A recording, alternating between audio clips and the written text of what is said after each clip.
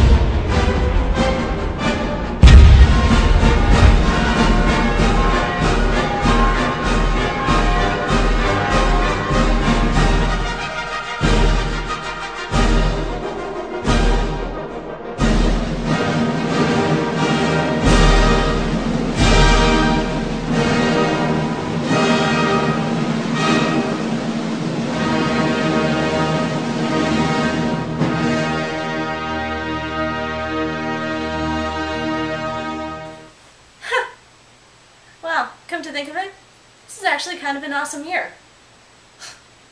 Unless, of course, you're a drunk clown named Cruddy Pants.